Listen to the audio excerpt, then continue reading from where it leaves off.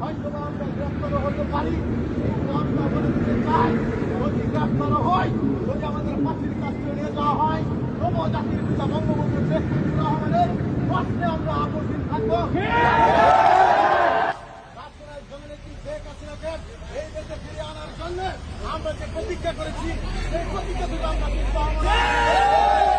We stand for Sheikh Hasina, we stand for democracy, we stand for justice. She is coming. Nobody can stop us. Sheikh Hasina.